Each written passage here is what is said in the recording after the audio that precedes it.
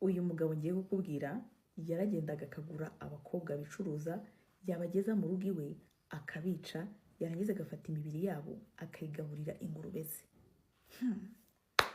Tega amatwi wumve.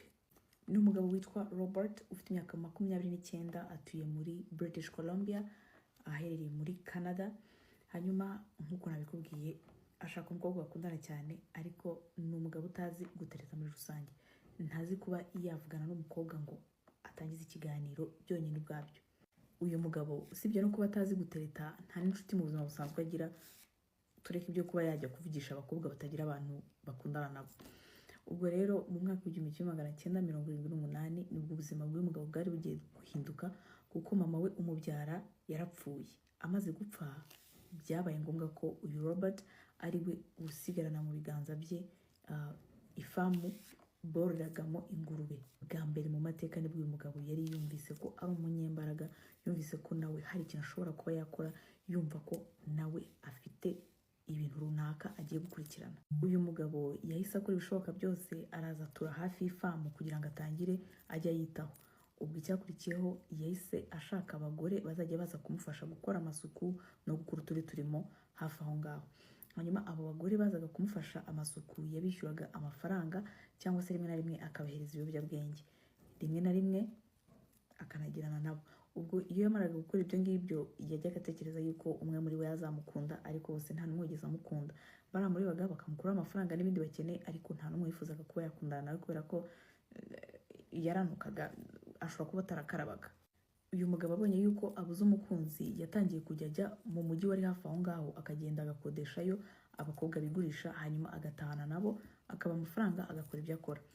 Nyuma yaho nibwo yaje kuza kumenyekana muri quartier, bikimenya bose, kubera ko yari amaze igihe amaze kumenyana n'abakobwa n'abagore benshi muri quartier, ku buryo yanatambukaga bakamusuhuza, yari amaze kuba icyamamare. Ubwo rero ku mpamvu tutazi yaje guhitamo noneho gutangira kujya abahohotera. Nibwo yaje kujya mu kabari, arangije atahana umukobwa umwe muri bo, hanyuma amugejeje mu rugo aramwica. Imyaka yaragiye iricuma Robert abaye muri ubu buzima, kugeza ubwo yakomeje yica abakobwa, yica undi, abikora nk'inshuro nka zingahe. Hanyuma nyuma y'imyaka mikeya yaje noneho kuza kugurisha igice gito kuri ya sambu yari yarasigiye n'iwabo, hanyuma abonaho udufaranga dukeya. Ayo mafaranga yakuyemo yahise ayafata we na murumuna we, baragenda bashinga akabari hafi ya ya famu yabo irimo ingurube. Hanyuma batangira gutumira abantu kugira ngo baze bajye mu birori byabo. Ibirori byabo byaragiye biba kimoma ahantu hose, abantu baraza bakajya babyitabira, rimwe na rimwe ugasanga abantu babaye amagana n'amagana bitabiriye ibi bitaramo byabo. Ubwo ibitaramo byabo byazagamo abantu batoga, abantu batagira aho baba, abantu babazwe n'ibiyobyabwenge, abandi batwara amamoto, mbese hazaga abantu benshi cyane batandukanye baturutse impande n'impande baje mu birori by'aba bantu. Akabari aba bombi bashinze karagiye karamenyekana ahantu henshi, ku buryo hahoraga uruva n'uruza rw'abantu buri munsi baje muri ibyo birori. Ibyo ngibyo uyu mugabo yarabirebye, aravuga ati ahangaha niho ngiye kujya mbonera uko nkora gahunda zanjye nisanzuye kandi hazagira ubimenya. Bivuze ko yari kuzajya azana ba bakobwa akabajyana ahandi atuyemo inyuma, ntazagira umuntu n'umwe urabukwa. Uyu mugabo iyo yamaraga kwica bariya bakobwa, kugira ngo asibanga ibimenyetso, yafataga imirambo yabo, rimwe na rimwe akayihereza ingurube ze zikayirya. Robert ubwo yari mu mujyi arimo atembera ashaka umukobwa wo gutahana, yaje guhura n'uyu mugore witwa Wendy. Hanyuma uyu Wendy yari umukobwa nyine ukora ku kazi, ariko ashaka amafaranga cyane. Uyu Robert yaramuganirije, amwumvisha uburyo ki agomba kuza kujyana nawe, hanyuma nyine bagatahana. Bageze mu rugo baragiye bajya mu byabo n'ibindi. Hanyuma bamaze kubirangiza, Wendy aramubwira ati mpa amafaranga yanjye. Uyu mugore yishyuje Robert, byaramurakaje, ahita amubwira ati ntabwo ndi bukwishyure. Yanze kumwishyura, undi aramubwira ati se uranga kunyishyura gute kandi uzi neza ibimaze kuba? Robert yanga kumwishyura, arangije amwimana telefone. Yanze ko akoresha telefone, urumva ni mu mwaka wa kera, ntabwo hariho telefone zigendanwa. Yamwangiye akoresha telefone yo mu rugo kugira ngo byibuze abe yahamagara taxi ize imufate. Uyu mugore abibonye yahise yigendera, afata igitabo cyari kirimo amanimero y'amatelefone, atangira kukirebamo. Igihe akirebagamo uriya mugabo yararakaye, arangije agatangira kumurwanya, aramukubita, ashaka kumwambika amapingu, undi nawe arabyanga, bararwana. Biza kurangira Robert afashe ikintu cy'igikoni cyari yavuniyemo kabiri, arangije arakimukubita kiramukomeretsa. Ku bw'amahirwe uyu mugore Wendy yabashije gufata icyuma arangije arakimukatisha ahantu. Robert abonye yuko ababaye aramubwira ati okay, none nta kibazo wagenda. Wa mugore asohoka mu nzu yirukanka. Ageze hanze agira ngo acike, wa mugabo arongera amukurikirana, aramufata, arongera amukatisha icyuma nk'inshuro nka zingahe. Undi nawe agerageza kwirukanka aramucika, aragenda abona ibitaro byari biri hafi aho ngaho. Akimara kugera ku bitaro yahise ahamagara polisi ayibwira ibyamubayeho. Ako kanya bahita bagenda bafata Robert baramufunga. Nyuma y'iminsi mikeya Robert yaje gufungurwa by'agateganyo kugira ngo azaburane ari hanze.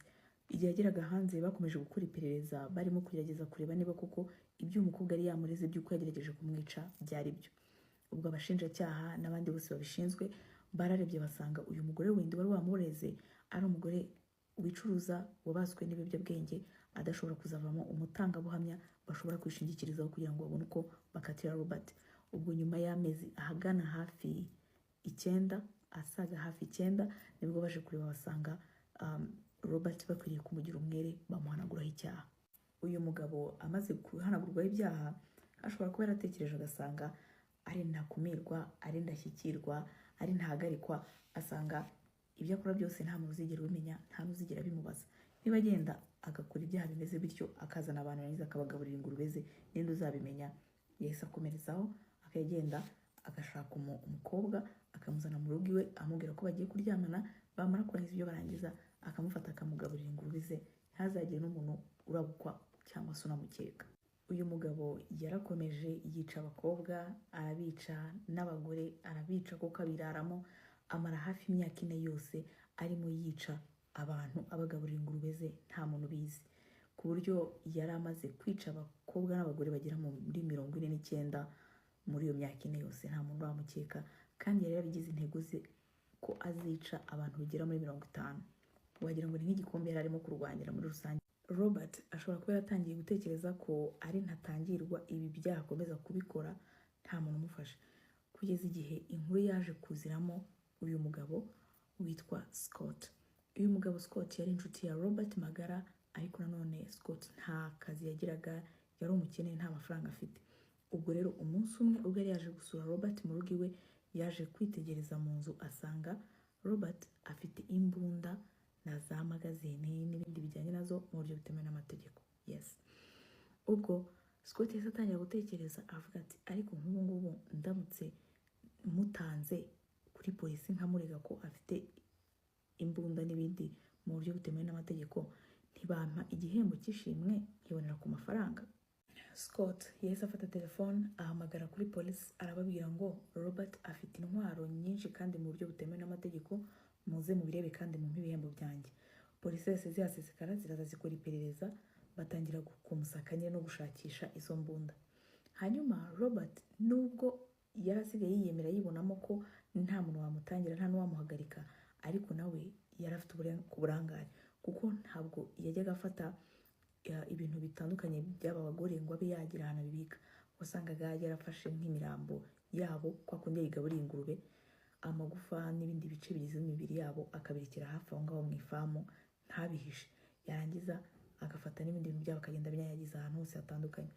Ubwo rero igihe polisi yari irimo gusaka mu rugo rwe barimo gushaka imbunda, baje kugenda babona amashakoshi y'abagore aho ngaho mu mbuga, babona amarangamuntu n'amafoto bigiye bitandukanye by'abagore bari barabuze, barabashatse barababura, hanyuma bagenda babona ibyangombwa byabo muri iyo nzu cyangwa se muri ya famu Robert yaratuyemo. Polisi yose cyane yahise ifata Robert bamushyira muri gereza, hanyuma aza kuza kwemera ibyaha, avuga ko yishe abagore bagera muri 49 ndetse ajyanwa imbere y'ubutabera baramukatira kuko nyine remeye ko yishe abo bagore mu myaka igera mu 10 cyangwa inarenga. Ubwo bahise bamukatira burundu bamushyira muri gereza. Ubwo hari mu mwaka wa 2024 nibwo byose byabaye, ubwo Robert yari muri gereza n'izindi mfungwa. Ubwo haciye imyaka 22 ibyo byose bibaye, atangira kubwira inshuti ze cyangwa se abo yari kumwe nabo b'imfungwa bagenzi be, atangira kwigamba ababwira ukuntu yabishe urupfu rubi ntihagire umuntu ubimenya, akamara imyaka myinshi akora ibyaha yidegembye. Hanyuma ku mpamvu tutazi, umuntu umwe wari uri muri iyo gereza ari kumwe n'abafunganywe nawe, umujinya waramwishe, arangije atekereza kuba yakwihorera agahorera abo bagore arangije afata Robert aramukubita, amaze kumukubita afata umweyo umwe ufite igiti kirekire, arangije akivunamo kabiri, afata handi hasongoye arahashinga mu mubiri wa Robert kugeza igihe amwiciye, amumaze mu mwuka.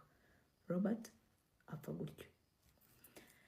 Ntibagirwe gukora subscribe, comment na share.